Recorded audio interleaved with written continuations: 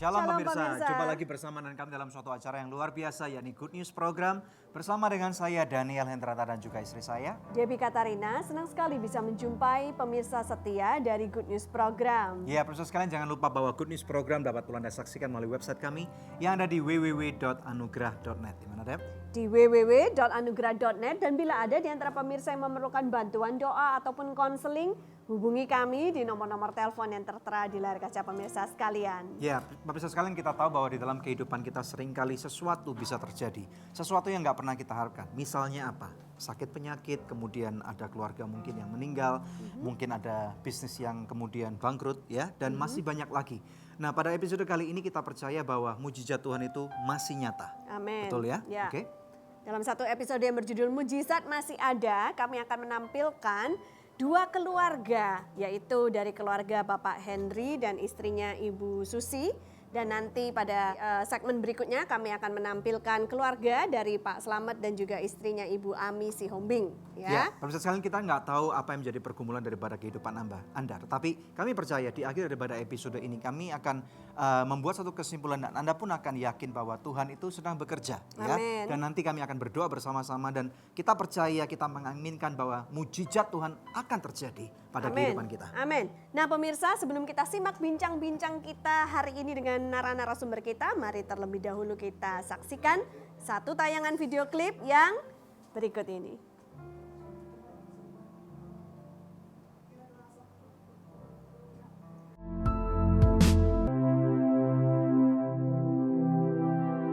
Setiap orang yang hidup tentunya tidak ingin mengalami sakit. Namun apa yang terjadi di dalam hidup ini seolah-olah terjadi begitu saja di luar kontrol kita. Henry Jaya Teddy menikah dengan Susi di usianya yang ke-30 tahun. Keduanya saling mencintai dan menikmati hidup dengan bahagia. Di usia pernikahan yang kelima, mereka mendapatkan anak yang menambah keceriaan keluarga mereka. Tiba-tiba kondisi mereka harus berubah ketika Henry divonis menderita autoimun dermatomyositis, sakit yang menyerang sistem kekebalan tubuh sehingga membuat kondisi kesehatannya semakin menurun. Saat terbaring di rumah sakit dan harus melepaskan pekerjaannya, ternyata anaknya Ella juga harus terserang penyakit yang membuat perkembangan motoriknya terlambat. Namun semua yang terjadi tetap dalam kontrol Tuhan. Kasih setia Tuhan menyebabkan mujizat demi mujizat terjadi. Bagaimana kisah perjuangan iman Henry dan keluarganya bertahan dalam situasi tersebut? Saksikan kesaksian selengkapnya hanya di Good News Program. Itu dosisnya bisa dibilang terlalu tinggi sehingga menyebabkan pencernaan saya perdarahan waktu itu.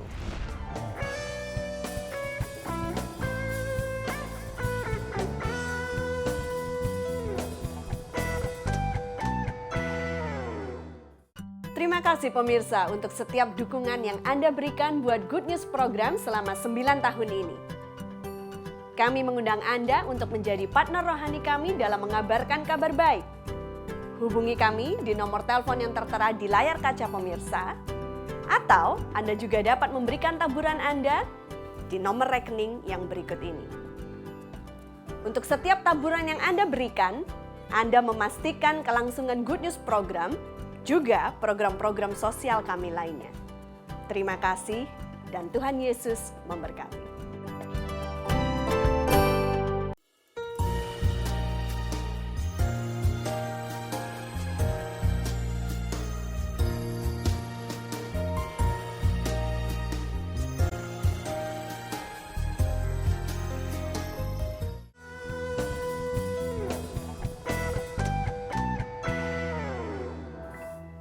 Pada waktu kita mengalami mujizat, tentunya hal itu akan menjadi sesuatu yang sangat menyenangkan buat kita. Tetapi apa yang terjadi pada waktu kita harus bertahan, belum melihat mujizat. Tetapi kita percaya bahwa firman Tuhan mengatakan iman adalah suatu bukti daripada segala sesuatu yang tidak kita kelihatan. Ya. Dan pada saat ini di studio kita telah hadir sepasang suami istri yang bernama Henry dan Susi. Dan daripada kehidupan mereka, kita percaya bahwa kita akan belajar untuk memperkuat iman kita dan percaya bahwa mujizat masih ada. Ya, shalom Henry. Shalom Susi, Ya, apa kabar? Senang sekali bisa datang ke Good News Program ya. Oke. Ya. Nah, mungkin bisa kenalan dulu nih ya, Henry sama Susi ini siapa? Bisa dijelaskan ke pemirsa di rumah. Saya Hendry, saya dari istri saya dan anak saya satu Ella.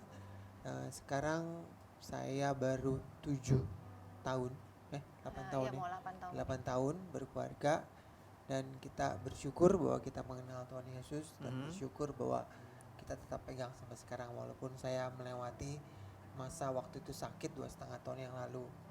Ya, Bisa bisa- diceritakan ya, apa yang terjadi pada Henry 2,5 tahun Ya, yang lalu? 2,5 tahun yang lalu saya itu menderita diagnosa autoimun jenisnya dermatomyositis dan saya itu setelah saya sakit 2 minggu sesudah itu anak saya terkena spasme intrafacial. Jadi itu bisa dibilang gangguan gelombang otak yang mengalami keterlambatan pertumbuhan motorik. Maaf, Oke, yang jadi- pertama tadi sakitnya apa, Henry? Saya autoimun, Autoimun. dermatomyositis. Ya, ya. Mungkin pemirsa ada yang nggak ngerti bisa jelaskan secara singkat autoimun itu apa? Autoimun itu adalah sistem kelainan tubuh Ya. menyerang organ sendiri. Hmm. Itu adalah menyerang kulit. Waktu itu saya sama otot. Oke. Jadi, Sampai separah apa waktu itu? waktu itu menyerang otot sampai saya nggak bisa bangun. Saya hanya bisa tertidur saja di ranjang. Boleh tahu Henry umurnya berapa pada saat itu? Saya waktu itu 36 ya. Berarti sekarang 38-an ya. 38, ya. Oke. Dan indikasi pertama pada waktu sakit itu ciri-cirinya seperti apa? Waktu itu saya berasa otot saya mulai lemah waktu itu Sebelah Terus, mananya? Otot sebelah mana? di tubuh saya sih. Memang oke. keseluruhan Sakit lah. semua gitu. Semua keseluruhan. Terus kemudian Nah, mulai lemah sampai bisa dibilang misalkan saya biasa mengangkat galon sampai saya mengangkat ngangkat 2 kilo aja udah nggak bisa. 2 kilo aja nggak bisa. Ya. Oke. Jadi ini sistem kekebalan tubuh yang menyerang tubuhnya sendiri ya? Iya betul. Nah, waktu itu apa aja yang diserang? Waktu itu kulit dan otot. Kulit dan otot aja. ah. Tapi saya dengar juga ada pencernaannya terganggu dan Nah, organ-organ yang itu lain. adalah efek daripada waktu saya konsumsi obat. Oke. Waktu itu dosisnya bisa dibilang terlalu tinggi sehingga menyebabkan pencernaan saya pendarahan waktu Oke. itu. Nah, saya ingin bertanya, dari sakit autoimun ini, perubahan kehidupan macam apa yang terjadi pada Anda? Waktu itu saya bisa dibilang meninggalkan Tuhan Yesus dalam arti tidak ingat dengan Dia. Iya. Sebelum Dan sakit apa sesudah sakit? Sebelum sakit. Oh, sebelum sakit. Sesudah sakit barulah saya sadar bahwa ini merupakan satu peringatan untuk mengingat kembali Tuhan Yesus bersama istri saya waktu itu sama anak saya. Oke. Nah, kemudian jadi waktu itu Anda udah nggak bisa kerja lagi? Saya tidak kerja. Oke. Dan kemudian waktu itu dirawat di mana? Di Jakarta Saya atau di Jakarta, di luar rumah negeri sakit. atau Enggak, di Jakarta. di Jakarta aja. Ah. Oke. Dan kemudian sebagai istri nih. Nah, pada waktu Anda melihat suami yang istilahnya kepala keluarga harus menyediakan nafkah kehidupan bagi keluarga dan kemudian mengalami hal-hal seperti ini, perasaan Anda seperti apa waktu? Bisa ceritakan kepada kami nggak? Pada saat terjadi sakit sama suami saya dan juga sama bertepatan waktu suami saya masuk ke rumah sakit juga dengan anak saya Ella masuk ke rumah sakit karena kejang. Perasaan saya pertama adalah sedih gitu. Sedih, nggak tahu harus apa karena waktu itu Henry harus dimasukkan rumah sakit sendiri dan saya harus jaga anak saya di rumah sakit. Dan berlangsung daripada itu saya terus harus melihat perkembangan anak saya yang mesti continue diobati karena dia kejang, karena kita tak tahu kalau misalnya kejang nantinya jadi apa, dan di satu sisi suami saya juga nggak bisa nemenin, jadi ya sendirian gitu. Situ saya sempat memang ada panik dan sempat sedih dan ya kecewa sih enggak, belum sampai ke tempat itu, cuman ya ketakutannya karena sendiri nggak bisa ada suami yang dukung. Biasanya kalau anak sakit suami ada dukung gitu kan. Iya, iya. Nah ini terus berjalannya waktu Henry ternyata lebih parah lagi daripada saat pertama kali sakit. Masuk ke rumah sakit yang kedua karena pendarahan percenaan itu sampai sekurang lebih hampir 21 hari di rumah sakit di ICU dan transfusi darah itu sampai 20 sampai 22 bag gitu. Wow. Ya. Nah, puji Tuhannya akhirnya bisa diatasi dengan adanya operasi dengan operasi angiografi dan setelah itu oke keadaannya. Angiografi itu apakah ada hubungan dengan jantung? Oh enggak, kalau Enggak. dia di usus, jadinya pendarahannya itu di pembuluh darah usus. Oke, Oke. jadi yang dioperasi ususnya gitu. Iya. Waktu itu dokter ada kasih estimasi nggak berapa lama lagi kamu bisa hidup? Waktu itu dokter hanya memvonis bahwa saya harus menjalani pengobatan seumur hidup. Seumur Wow, hidup ya. hanya itu aja. Oke, kita lanjutkan. kita break dulu di sana. Nah, pemirsa, satu kesaksian yang luar biasa yang membuktikan bahwa hidup di luar Tuhan itu tidak enak ya. Tetapi kalau hidup di dalam Tuhan, meskipun melewati kesesakan, ada Tuhan yang menyertai kita. Tetap stay tune bersama kami hanya di Good News Program. Kalau untuk saat ini anak biasanya pada umur 6 bulan sudah mulai bisa duduk, 6-7 bulan. Ella waktu itu puji Tuhan bisa duduk pada umur 13 bulan.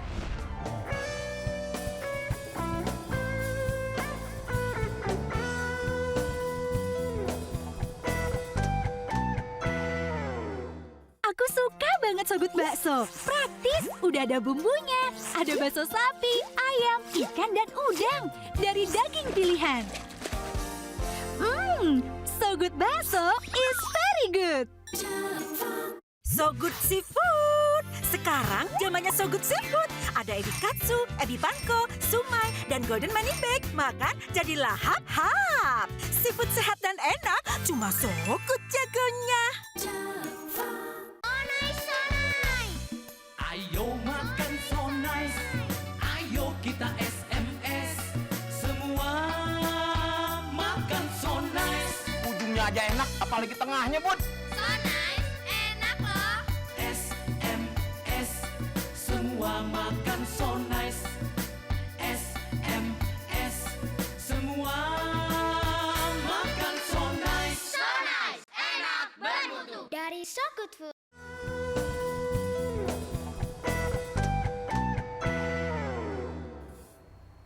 Mujizat masih ada di Good News Program. Kembali kepada narasumber kita, pasangan suami istri Henry dan Susi. Oke, nah tadi Susi juga udah cerita ya, di tengah-tengah Henry divonis dokter sakit seperti ini, terus anak kamu juga sakit. Bisa dijelaskan sakitnya itu apa? Anak kami Ella sakit, namanya diagnosanya spasme infantil. Ya. Jadi itu adanya efeknya adalah kejang, spasme itu kejang, infantil. Jadi karena dia masih berumur 6 bulan 10 hari waktu pertama kali dia sakit kejang itu, jadi disebutnya infantil. Penyebabnya dokter juga belum tahu gitu. Jadi karena beberapa memang kasus untuk spasme infantil ini tidak ada penyebabnya. Nah, itu kejangnya jadinya seperti kaget. Pertama saya kira namanya anak kecil biasa kaget gitu kan. Jadi kami Seizure gitu ya, jadi udah Iya. kejang-kejang gitu. ya Oke. kejangnya sekali-sekali, cuman itu dalam satu klaster itu dia bisa sekitar 20 sampai 50 kali. Dalam Oh, satu wow. hari bisa 5 sampai 6 klaster. Oh wow. Tapi kalau saya baca sedikit tentang spasme infantil itu juga karena ada gelombang otak yang tidak beraturan ya? Iya, diketahui diceknya dengan EEG. Jadi rekam gelombang otak dan di situ terlihat gelombang otaknya memang tidak normal. Jadi penembakan listriknya kurang nggak stabil gitu lah. mungkin seperti itu. Enggak juga Enggak sih. juga. Memang seperti Efeknya itu. apa buat anak yang terlahir seperti ini? Iya, untuk efeknya adalah dia adanya keterlambatan motorik. Jadi kalau untuk saat ini anak biasanya pada umur 6 bulan sudah mulai bisa duduk, 6-7 bulan. Ella waktu itu puji Tuhan bisa duduk pada umur 13 bulan. Itu adalah suatu kemajuan dan mujizat yang saya rasakan. Tuhan itu benar-benar menjaga anak saya dan memelihara anak saya. Dan saat ini memang Ella sudah mau umur 4 tahun di bulan Desember nanti. Dan Ella saat ini masih belajar untuk berjalan, berjalannya masih ditata dan juga untuk bicaranya juga masih minimal. Nah, oke, saya ingin tanya kepada Susi nih. Tadi saya sempat lihat buku dan kondisinya berbeda sekali dengan kondisi Henry sekarang. Iya. Nah sekali lagi, kalau kamu ingat tentang apa yang terjadi 2 tahun yang lalu dan melihat Iya. kondisi suami kamu seperti itu, di dalam benak kamu semestinya ada ketakutan nggak waktu itu? Ya, pasti. Bisa cerita nggak kepada pemirsa? Mungkin Ketakutannya ada macam apa gitu orang-orang yang maksudnya? juga mungkin mengalami hal yang sama, yang mungkin mereka lagi tidak bisa melihat adanya sinar di ujung daripada terowongan gelap itu. Ya, pada saat itu yang saya pikirkan adalah pertama takut dalam arti sampai titik akhirnya maaf Henry harus meninggal misalkan atau sampai anakku harus meninggal, yaitu istilahnya ketakutan yang terakhir gitu kan, sampai saya ditinggalkan karena pada saat orang sakit pada akhirnya orang kan akan meninggal, terpikirnya seperti itu. Hanya di situ saya belajar bahwa saya harus berserah gitu sama Tuhan. Pada saat Tuhan katakan kita tidak mau menyerahkan, kita tidak akan mendapatkan. Dan pada saat kita mau berserah kepadanya, justru kita akan mendapatkan.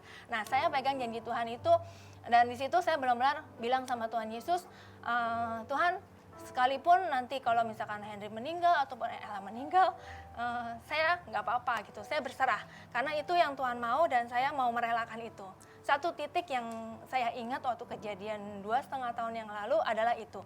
Jadi pada akhir kalau memang keluarga saya meninggal pada saat sakit, saya rela gitu loh. Hal apa yang paling berat pada saat-saat itu?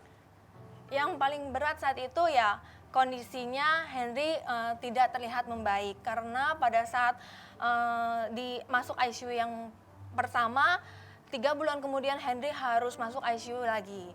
Itu karena ada infeksi paru-paru dan di situ Henry udah 70% oksigen yang di dalam tubuh sehingga dia tidak bisa bernafas. Dan sempat pada saat itu sama sekali Henry nggak bisa bernafas, jadi dia udah mesti harus pakai oksigen. Jadi ada masalah dengan paru-parunya Ya, juga. karena itu ada masalah juga, berlanjut setelah pendarahan di usus. Henry setelah itu 3 bulan kemudian sakit di infeksi paru-paru dan dia nggak bisa bernafas. Bisa deskripsikan rasa frustasi yang kamu hadapi pada waktu itu seperti apa? Saat itu saya hanya frustasi yang saya rasakan ya gimana ya, saya bingung mengungkapkannya. Cuman yang pasti saat itu saya yang ada suatu ketakutan ngeri aja kalau suami saya tuh sampai keadaannya meninggal kan gitu ya. Cuman di situ saya harus nguatin hati saya bahwa saya harus berserah, saya harus berserah. Dan di satu sisi suami saya di ICU, anak saya juga mesti saya tangani. Apakah dia mesti diobatin atau seperti apa, karena itu semua saya harus kerjakan sendiri. Karena keputusan kan di orang tua ya. Kalau untuk anak dan suami berarti di istri gitu loh. Iya, iya. Nah, mau bertanya sama Henry, selama 2,5 tahun berarti kamu dirawat di rumah sakit ya, itu pelajaran berharga apa yang Henry dapatkan di situ? Satu hal yang saya belajar adalah bahwa apapun yang terjadi, percaya Yesus itu penting buat saya. Mengapa? Karena dia itu tidak pernah meninggalkan saya. Karena Amin. dengan melalui kejadian itulah saya mengenal kembali, mengingat kembali bahwa oh, Tuhan Yesus itu hidup, Tuhan Yesus itu ada. Bahkan melebihi apapun.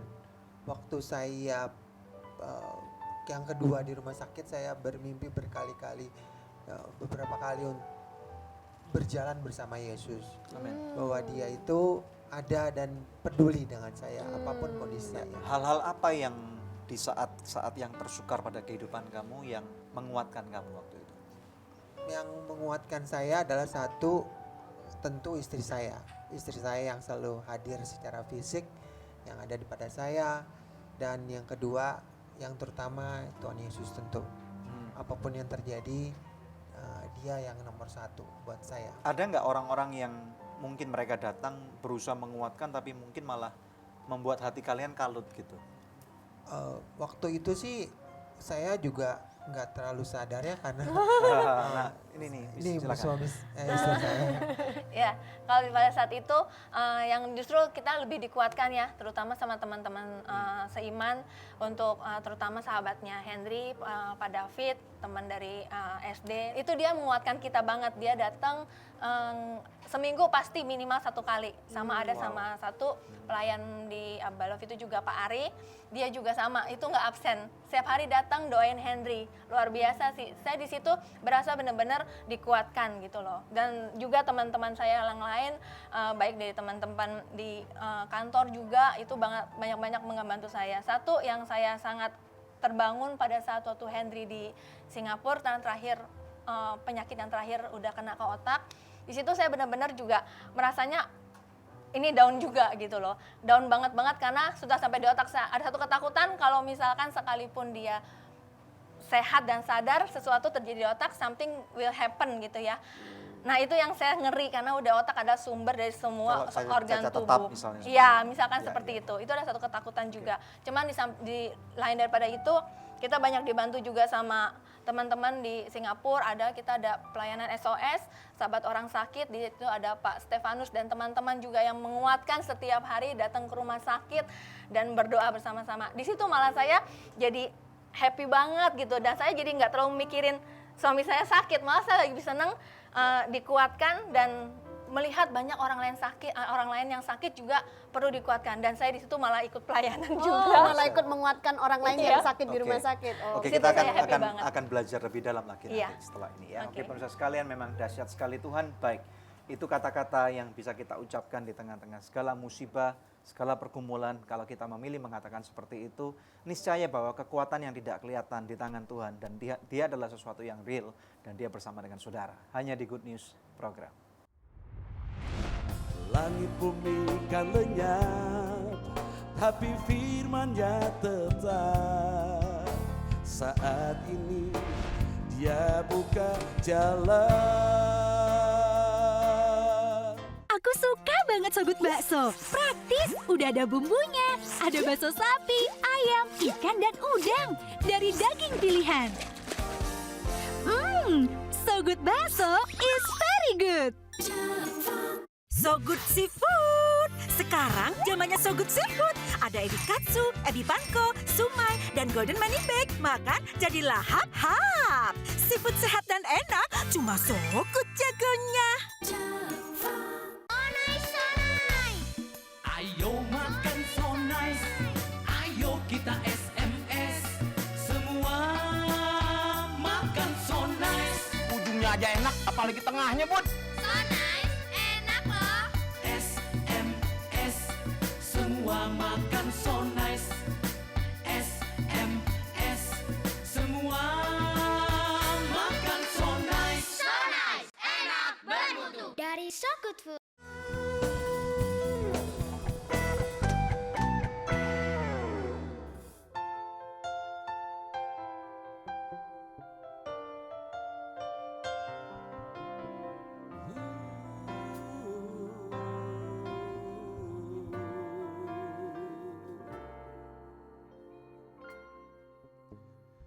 Dia buka jalan saat tiada jalan, dengan cara yang ajaib. Dia buka jalan bagiku, Dia menuntunku dan memeluk diriku. Dengan kasih dan kuasa-Nya Dia buka jalan, Dia buka jalan. Dia buka jalan saat tiada jalan, dengan cara yang ajaib. Dia buka jalan bagiku, Dia menuntunku dan memeluk diriku. Dengan kasih dan kuasa-Nya Dia buka jalan, Dia buka jalan. Di belantara Dia tetap menuntunku. Sungai di gurun aku temui. Langit bumi kan lenyap, tapi firman-Nya tetap. Saat ini Dia buka jalan, Dia buka jalan saat tiada jalan. Dengan cara yang ajaib Dia buka jalan bagiku. Dia menuntunku dan memeluk diriku. Dengan kasih dan kuasa-Nya Dia buka jalan, Dia buka jalan. Dengan kasih dan kuasa-Nya Dia buka jalan, Dia buka jalan. Dengan kasih dan kuasa-Nya Dia buka jalan, Dia buka jalan.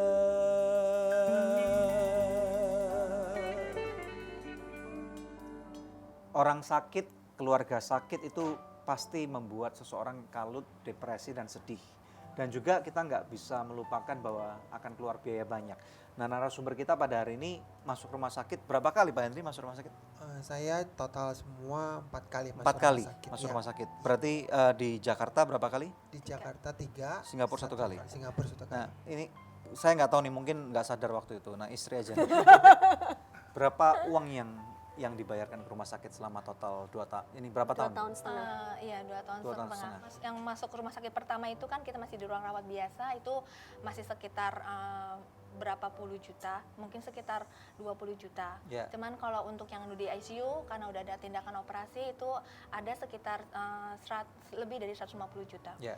Terus untuk yang ketiga itu waktu Henry juga di ICU waktu infeksi paru-paru itu sekitar hampir 300 juta. Wow. Yang terakhir yang Yang di lumayan Singapura? agak berat di Singapura itu kita akhirnya Henry karena sudah tidak sadar kita bawa Henry dengan medical Oh, evacuation. Wow. evakuasi. Naik Iya. pesawat terbang. Iya, tapi 20.000 evakuasinya. aja. enggak, kita karena Henry masih kondisinya nggak perlu tabung oksigen pada saat itu, Oh. jadi nggak perlu Jadi yang naik pesawat private. terbang yang Nah, maskapai masih yang komersial. komersial, Oke. benar. Terus kemudian Itu sekitar 70 juta dan biaya di rumah sakit Singapurnya sendiri itu totalnya 50.000 Singapura dolar. wow. Jadi kira-kira 1 miliar lebih dong. Mungkin hampir. Hampir ya. Nah, wow. Itu kalau boleh tahu kalian memang mampu untuk mengeluarkan uang itu sendiri atau Tuhan bukakan mujizat Itu yang sangat baru? luar biasa dan itu sangat mujizat. Seperti tadi yang Pak Daniel bilang juga bahwa mujizat masih ada. Kami percaya banget mujizat masih ada bahkan sampai hari Amin, ini. amin. Jadi pada saat itu ya di mana kondisinya kita juga bukan keluarga yang cukup sangat berada, kami keluarga yang cukup saja, dan Henry juga sebagai pegawai swasta biasa, saya juga, dan pada saat Henry juga harus tidak bekerja, saya percaya Tuhan Yesus yang mencukupkan kami. Karena saya percaya satu firman Tuhan yang mengatakan Allahku akan memenuhi segala keperluanku di dalam kemuliaannya dan kemuliaan Yesus Kristus. Di situ saya pegang satu janji Tuhan tersebut, 1 Filipi 4 ayat 19. Dan saya percaya bahwa semua pengobatan yang terjadi itu disediakan oleh Tuhan Yesus. Jadi memang dari tabungan kami dan juga beberapa dari teman-teman yang membantu, dan yang sangat luar biasa pada saat lagi di Singapura, saya benar-benar arti katanya nekat. Cuman saya beriman pada saat saya bawa Henry ke Singapura, dan di situ saya benar-benar cuma punya uang waktu saya bawa itu 4.500 di Citibank kartu kredit. Saya bayar aja setengahnya dulu, dan terus di situ saya yang luar biasa di sana di Singapura, mereka nggak ngelihat berapa deposit kita, tapi dia yang pertama adalah Saving life. saving his life. Jadi berapa saya tanya untuk operasi, dia bilang ibu mau berapa biayanya, besok saya harus bawa bapak operasi. Di situ saya yang pikirkan adalah biaya. Terus terang saya pikirkan biaya. Dan di situ saya dikuatkan juga sama teman-teman yang pelayanan di situ, percaya bahwa Tuhan itu ada. Dan saya bilang saya hanya sendiri di sini. Salah satu teman saya di Surabaya, Ineke, mengatakan, enggak Susi, kamu itu bersama Tuhan Yesus. Enggak, saya beneran jaga Henry sendiri di sini. Enggak, kamu bersama Tuhan Yesus. Di situ saya benar-benar berasa suatu mujizat terjadi, dan tanpa saya sadari teman-teman juga saling kirim-kirim berita dan Saling luar menguatkan. biasa saling menguatkan, dan mereka bisa membantu pembiayaan rumah sakit kami. Kondisi Henry hari ini gimana? Menurut dokter kamu sudah nyatakan sembuh? Saya bisa jalan-jalan, saya bisa hadir di Good News juga. Pelayanan juga sekarang? Pelayanan juga. Oke, gitu. luar biasa. Kalau kondisi anak sekarang gimana? Kita tampilkan dulu aja. Ya, Ella, ayo sayang. Ya, pelan-pelan sayang. Ella pangku mama ya. Dia belum bisa bicara juga. Iya. Ella cantik ya. Thank you. Nah, apa yang menjadi cita-cita atau kerinduan hati Anda terhadap Ella ini? Ya seperti orang tua yang pada umumnya bahwa Ella akan bisa bicara, Ella akan bisa berdiri, layaknya normal anak-anak yang lain. Nah, dalam kondisi seperti ini mungkin bisa jadi kesaksian buat orang-orang yang lagi di luar sana. Hal-hal apa yang kalian bisa lakukan untuk saling menguatkan dan bisa memperkuat mereka? Ya, waktu itu yang saya dapatkan sama istri saya, bahwa saya sepakat bahwa kita akan melewati berdua bersama Tuhan Yesus. bahwa itu adalah titik terendah kita dan kita akan melewati dengan baik dan kita akan percaya. Amin.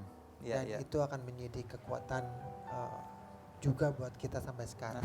Buat Susi biasanya mama kan yang paling concern menjaga gitu. Iya, kalau buat saya adalah harapannya seperti yang sama Henry katakan, bagaimana saya terus berharap Ella bisa mandiri paling enggak ya untuk bisa berjalan sendiri dan juga Ella bisa berkomunikasi, berbicara. Dan saya percaya bahwa mujizat itu ada dan sampai kapanpun kami percaya dan berharap bahwa Ella akan normal seperti layaknya teman-teman kami yang lain juga mempunyai anak yang berkebutuhan khusus. Dan apa yang kami lakukan ya, kami terus berdoa dan setiap malam kami bertiga bersaat teduh, bertiga berdoa, ajak Ella berdoa juga bersama-sama. Good, amazing, puji Tuhan. Ya, Nah, pemirsa, ini saatnya kuis yang selalu dinanti-nantikan pemirsa sekalian ya. Henry sudah membawakan 10 buku untuk pemirsa. Anda bisa mengikuti kuis ini. Pertanyaannya adalah? Iya, pertanyaannya adalah berapa kali saya masuk rumah sakit? Ya. Lagi bisa diulang? Berapa kali saya masuk rumah sakit? Oke, nah Anda bisa mengikuti kuis ini dengan mengirimkan jawabannya melalui SMS atau melalui email ke goodnews@anugerah.net dengan format seperti ini, kuis, nama, alamat lengkap, dan jawabannya. Bila Anda kirimkan lewat email, sertakan juga nomor HP Anda, maka kepada 10 orang pemenang terpilih, kami akan mengirimkan masing-masing sebuah buku, Walking with Jesus, persembahan dari Henry Jaya Teddy. Tetap stay tune bersama dengan kami dalam Good News Program. Saya pernah dinubuatkan 3 tahun yang lalu. Dan dari seorang nabi yang berasal dari Amerika, engkau akan melayani di tempat di mana engkau tidak pernah tahu. Dan engkau akan menghasilkan banyak buah.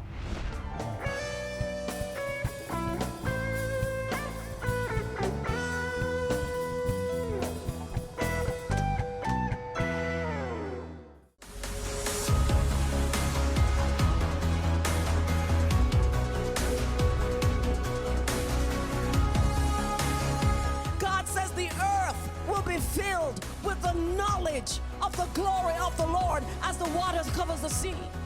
So I invite you to be a part of this global revolution as the kingdom and the gospel shall be advancing from nation to nation, and the Kail glory of the Lord shall fill the earth.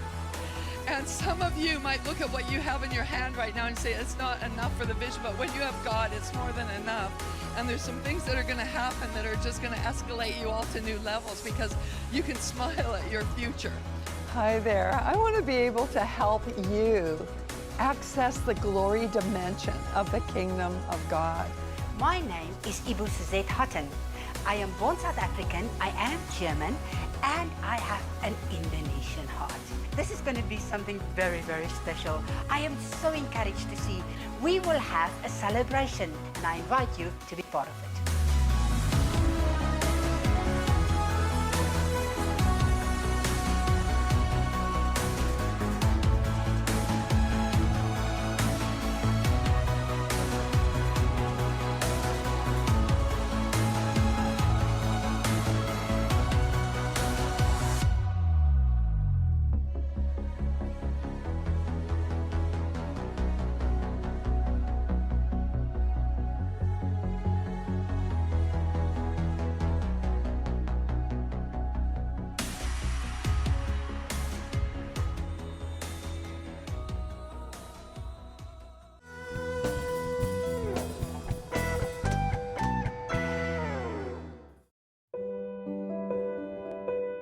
Dalam Good News program episode kali ini ada yang cukup menarik karena narasumber berikut merupakan staf dari Anugerah Ministry sendiri.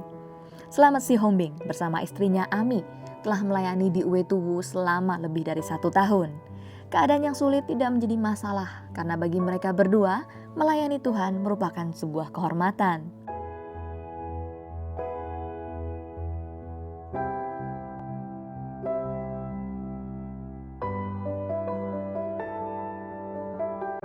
Setelah menikah selama 5 tahun, mereka merindukan kehadiran buah hati dalam keluarga mereka. Dengan melayani di pedalaman, kondisi ini bukanlah hal yang mudah untuk direalisasikan. hingga akhirnya Ami pun hamil, namun harus mengalami keguguran karena ada mium di dalam kandungannya. Kabar ini seperti memutarbalikkan dunia mereka karena beberapa dokter juga menganjurkan agar rahimnya diangkat. Namun mereka tetap percaya, seperti tertulis di Yakobus 1 ayat 17, bahwa segala yang terbaik disediakan Bapa di sorga. Bagaimana akhirnya kisah mereka? Masihkah ada mujizat Tuhan bagi mereka? Kisah selengkapnya hanya di Good News Program. Satu video klip luar biasa yang baru kita saksikan bersama. Langsung kita tampilkan narasumbernya, Pak Slamet dan juga Ibu Ami Siombing. Shalom. Apa kabar? Sesuatu yang istimewa, Deb. Istimewanya mungkin apa pemirsa ini? sekalian belum tahu bahwa Pakai telur. Slamet Siombing bersama dengan istrinya Ami, mereka berdua ini adalah salah dua dari staf Anugerah Ministries yang kita percaya dan kita tempatkan untuk menjadi kepala sekolah dari sekolah anugerah yang ada di UITU yang ada di Sulawesi Utara. Sulawesi Tengah maksud saya, maaf. UITU yang ada di Sulawesi Tengah. Okay. Ya. Nah, bisa cerita dulu sebelumnya. Pak Slamet sama Bu Ami itu sudah menikah berapa lama dan menunggu anak sebelum punya anak kemarin? Ya, kami sudah menikah lebih kurang 5 tahun lebih ya. Dan di mana dalam penantian itu 2 kali keguguran. Dan setiap orang menikah pasti menginginkan seorang keturunan. Ya. Tetapi di tengah perjalanan kami mengalami hal banyak yang membuat kami terkadang goyah imannya secara manusia. Tetapi firman Tuhan yang selalu kami pegang bahwa Tuhan menjanjikan bahwa beranak cucu lah dan penuhlah dunia ini. Amin. Itu yang kami pegang, firman Tuhan. Alasannya kemarin waktu keguguran 2 kali itu apa ya? Ingat nggak? Pertama kali keguguran, di situ saya tidak tahu kalau waktu pertama kali keguguran ternyata ada mium. Oh oke. Jadi ada mium, itu yang menyebabkan sulit untuk hamil ya. Nah kemudian menerima panggilan untuk melayani di Anugerah Ministries, dikirim ke pedalaman. Itu gimana ceritanya? Ya, selama ini kita berdoa untuk bekerja di satu yayasan yang dimana ya lebih kurang 7 tahun kita full time bergereja. Skupnya hanya di ruangan itu saja. Suatu hari kami berdoa untuk Tuhan bisa kirimkan ke tempat yang lebih luas. Dan singkat ceritanya kita masuk Anugerah Ministries. Dan disinilah dimulai satu pelayanan yang kami lihat bahwa ini Tuhan sudah siapkan. Dan saya mau beritahukan kembali, ketika saya di WTU 2 bulan yang lalu sebelum saya ke Jakarta, saya lagi periksa laptop. Saya pernah dinubuatkan 3 tahun yang lalu. Dan dari seorang nabi yang berasal dari Amerika, engkau akan melayani di tempat di mana engkau tidak pernah tahu. Dan engkau akan menghasilkan banyak buah. Dan kami akan melihat pelayananmu yang luar biasa. Amin. Saya dengar itu, saya menangis. Jadi saya ingat, oh saya pernah dibuatkan, inilah WTU Sulawesi Tengah. Hal-hal yang belum pernah saya makan, saya lakukan. Ya, saya makan semua binatang-binatang karena makanan ya walaupun ada. Karena terbatas. Dan yang kedua, saya berjalan berapa kali lebih dari ya 15 jam, 14 jam saya lakukan. Dengan satu tujuan untuk melayani Tuhan. Nah, tapi justru pada saat kalian memberikan diri untuk melayani Tuhan di tempat yang susah, masuk ke pedalaman seperti itu, malah mujizat Tuhan terjadi dalam hidup kalian ya. Bisa diceritakan nih, berapa bulan setelah ke WTU terus divonis positif? Bukan divonis. Bukan divonis dong, bisa cerita dulu. Silakan. Apa? Ya, itu. Ya, ketika kita di Sulawesi Tengah, jujur saya bilang kita berdua ini hamba Tuhan. Mengerti firman, tapi sebenarnya cetek gitu. Kenapa kok bisa dibilang cetek? Iya, ketika itu kita keguguran waktu pelayanan di WTU yang dimana tidak ada dokter, tidak ada fasilitas kesehatan yang di sana, dan ketika keguguran itu kita salahkan Tuhan, kirim kita ke sini untuk mati, gitu. Jadi ketika itu kita menangis sama Tuhan, kok Tuhan tidak tolong. Firman Tuhan berkata, berserulah maka akan menjawabmu dan menolongmu gitu. Tetapi kita berseru kok Tuhan tidak tolong. Di mana Tuhan gitu kan? Ketika itu kami bilang kami hamba Tuhan, ketika itu firman yang ada dalam diri kami, pikiran kami hilang seketika itu. Asik menyalahkan Tuhan. Sehingga firman Tuhan datang kepada kami, batin kami berkata bahwa apakah engkau mengasihi aku sebatas anak? Tidak Tuhan, kami mengasihimu bukan karena itu. Layanilah aku katanya. Singkat cerita, sudah kami pulih, minta ampun sama Tuhan, walaupun kami mengerti firman Tuhan, dan kami kembali ke Jakarta. Di sini mulai lagi mukjizat Tuhan itu seperti berseri, Pak. Nah, tunggu dulu. Berseri. Tunggu dulu. seri berikutnya nanti setelah break. Oke, pemirsa sekalian, ini bagaimana dengan Anda? Pernah nggak marah dengan Tuhan?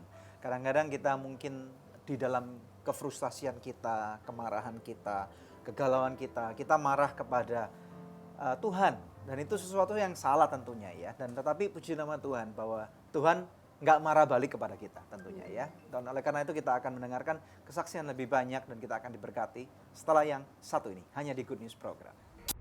Rasakan Tuhan, kenapa Tuhan tidak tolong saya? Saya belum punya keturunan, saya harus angkat rahim. Jujur saya waktu itu merasa sedih sekali. Rasanya sepertinya nggak ada pengharapan lagi.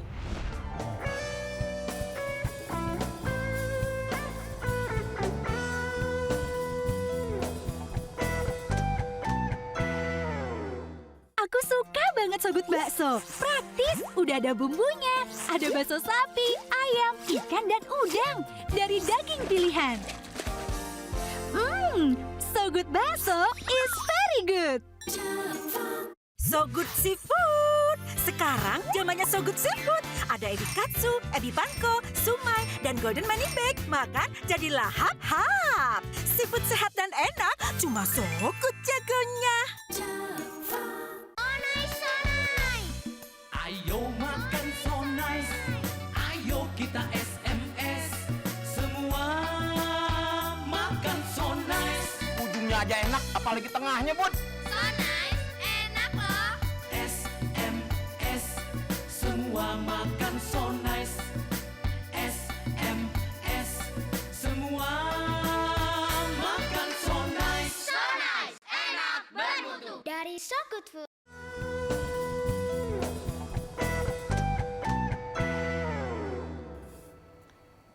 Betapa indahnya pada waktu kita melihat bahwa mujizat tiba-tiba terjadi pada kehidupan kita. Kita akan mengikuti kesaksian lebih lanjut pada episode Mujizat Itu Nyata. Ya, kembali kepada Slamet dan Ami. Jadi kalian di Wetuwu sempat hamil tapi keguguran. Terus balik ke Jakarta, cek ke dokter. Dokter bilang apa? Silakan Ami. Ketika kami tiba di Jakarta, kami mau periksa bagaimana dari keguguran yang ada di kemarin di Sulawesi. Terus dokter katakan kalau itu ada miom. Jadi dokter katakan harus dioperasi. Miomnya harus dibuang. Dan setelah kami mengikuti proses untuk akan diadakannya operasi. Nah, dokter waktu itu mengatakan ada bahkan ada lebih daripada miomnya aja yang dioperasi.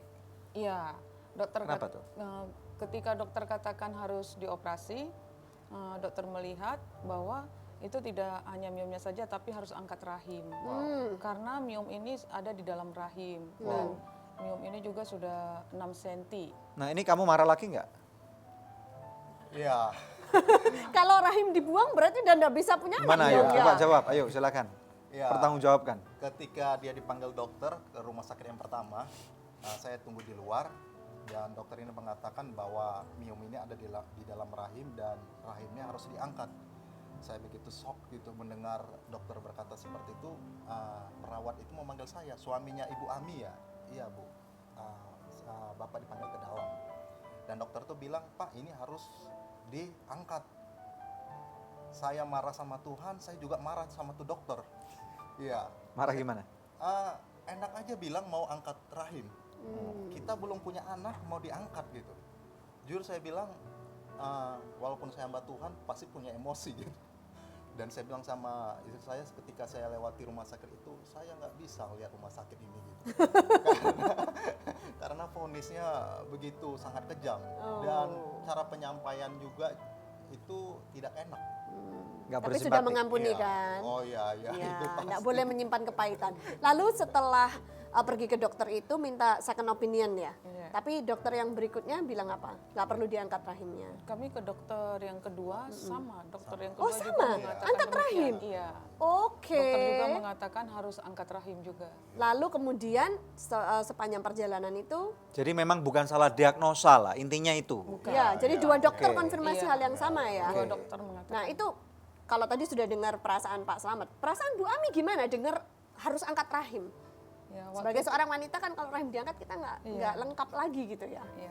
Waktu itu saya merasa secara ini saya rasakan Tuhan, kenapa Tuhan tidak tolong saya? Saya belum punya keturunan, saya harus angkat rahim. Jujur saya waktu itu merasa sedih sekali. Rasanya sepertinya nggak ada pengharapan lagi. Saya bersama suami saya menguatkan saya. Suami saya katakan, mari terus kita berdoa sama Tuhan, mah tidak mungkin, pasti ada harapan di dalam Tuhan. Karena sudah dua dokter yang mengatakan demikian, Iya. harus angkat rahim. Lalu kemudian ceritanya pergi ke dokter yang ketiga. Iya. Dokter ketiga bilang apa? Kami berdoa sama Tuhan, minta Tuhan tunjukkan kami dokter yang tepat, yang terbaik. Kami pergi lagi ke dokter yang ketiga, puji Tuhan, Tuhan tunjukkan dokter yang terbaik. Dan dokter mengatakan tidak perlu angkat rahim. Tidak perlu angkat rahim, Iya. hanya miumnya saja yang Hanya miumnya dibuang. saja yang dibuang. Nah, pas persiapan mau operasi angkat mium, ternyata 2 hari mau operasi angkat mium, ternyata dokter katakan saya hamil.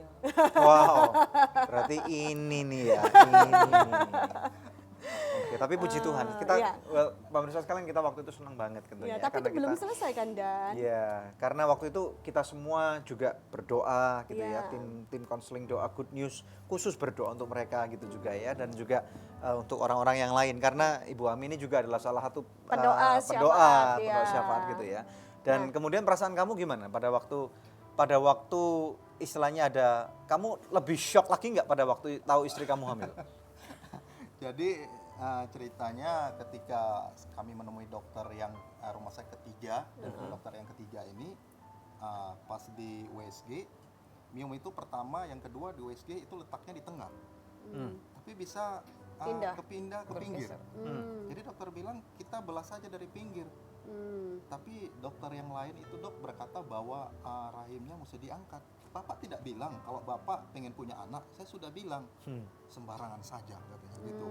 Ya saya berpikir ya sudahlah, kalau misalnya dipotong dari pinggir diambil Miumnya. miumnya, saya senang gitu. Iya. Tetapi yang saya bikin terkejutnya ketika saya masuk kantor dan istri saya ke rumah sakit sendiri, dia bilang bahwa tidak jadi operasi karena ketika di USG kembali lagi untuk menyatakan istri saya ditanya dokter sebelumnya, ibu sudah mens belum?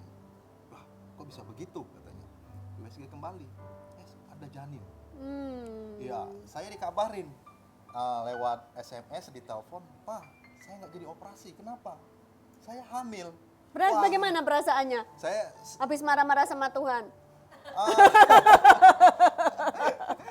jadi saya belum terlalu gembira karena harus lihat posisinya Oh di mana. iya. Ya, dokter bilang kalau posisinya di samping atau di bawah ini tidak kemungkinan hidup itu Kecil. Tetapi anak itu di atas. Jadi Wow. ibaratnya anak ini menginjak Miumnya. Wow. Lebih daripada pemenang. Lebih dari Nah sebentar saya mau tanya dulu, kamu di UI itu makan apa aja? Kok bisa begitu subur gitu? Nanti kamu makan binatang-binatang itu apa aja tadi yang dimakan? Ya, saya nggak pernah makan kelawar. Saya harus makan kelawar. Ya, terus tikus pernah makan? Pernah, Pak. Iya. Tapi bukan karena makanannya ya, itu Tapi karena Tuhan Tuhan baik. yang bekerja Nah, di belakang jadi kalau layar. bagi mereka yang belum punya anak, ke UITU dulu. Gitu. Karena di sana di UITU. banyak pekerja yang diperlukan. Ladang sudah menguning, pekerjanya kurang. Bisa Iya. sekalian. Ya, oke. Nah, oke, kita akan break, tapi sebelumnya kita mau membaca doa yang sudah terjawab dari seorang pemirsa di Jayapura mengirimkan SMS kepada tim doa kami dan bersaksi puji Tuhan saya sudah sembuh dari kanker ganas yang saya derita cukup lama. Ya. Benar bahwa bilur-bilur Yesus memang luar biasa kuasanya. Amin. Hubungi kami di nomor telepon yang tertera di layar kaca pemirsa. Ada tim konseling dan doa kami yang siap membantu Anda. Mungkin di antara pemirsa ada yang kepengen lihat ini bayi yang baru dilahirkan oleh Ibu Ami ya. Setelah 7 tahun masa penantian mereka menikah ya. Venika Daniela Sihombing. Ya, kita sambut baby Bersama opungnya ini ya. Opung dari Bengkulu. baby perempuan yang cantik, yang lucu. Baby mujizat. Wow, amazing. Terima kasih. Terima kasih Opung ya. Puji Tuhan ya. Venika Daniela Sihombing. Oke, pemirsa sekalian, jangan kemana-mana. Terima mujizat Tuhan hanya di Good News Program. Pada waktu engkau menghadapi musibah seperti ini, percaya pemirsa sekalian, nomor 1 dulu. Percaya dulu bahwa Tuhan tidak sedang menghukum saudara, pemirsa sekalian.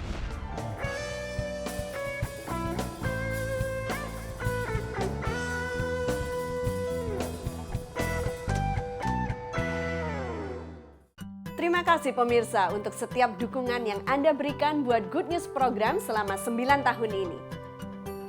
Kami mengundang Anda untuk menjadi partner rohani kami dalam mengabarkan kabar baik. Hubungi kami di nomor telepon yang tertera di layar kaca pemirsa, atau Anda juga dapat memberikan taburan Anda di nomor rekening yang berikut ini. Untuk setiap taburan yang Anda berikan, Anda memastikan kelangsungan Good News Program, juga program-program sosial kami lainnya. Terima kasih dan Tuhan Yesus memberkati.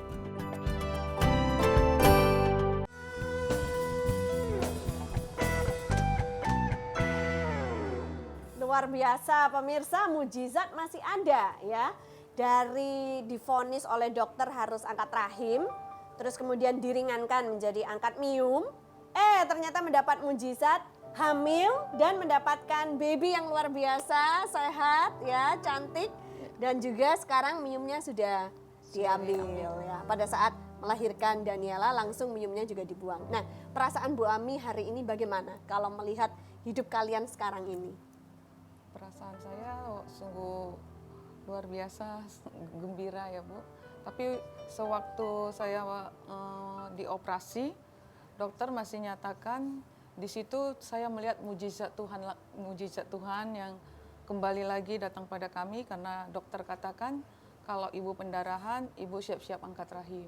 Oke, iya. Tapi ternyata puji Tuhan, pertolongan Tuhan saya tidak pendarahan dan rahim tidak jadi diangkat. Wah, berarti masih ada kesempatan Daniela punya adik nih ya. Jangan langsung tapi ya.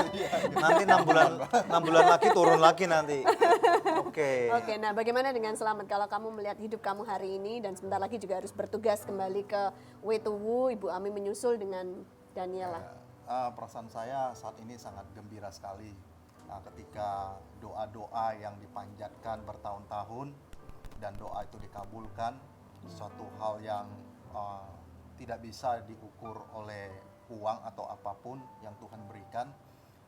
Satu hal yang saya mau bilang bahwa ketika firman itu kita percayain dan firman itu bekerja dan firman itu terbukti, hari ini kami melihat bahwa firman itu tetap hidup dan berkuasa. Amin. Dan saya mau katakan juga bahwa ketika operasi berlangsung, istri saya sudah juga berkata bahwa dia berserah penuh kepada Tuhan apapun yang terjadi, dan saya juga berserah penuh kepada Tuhan, dan mukjizat demi mukjizat kembali lagi dalam kehidupan kami, dan kami tidak bisa berkata apa-apa lagi selain kami mengatakan bahwa thanks God. Amin. Puji Tuhan. Dan kembali ke Wetuwu kan. Puji Tuhan.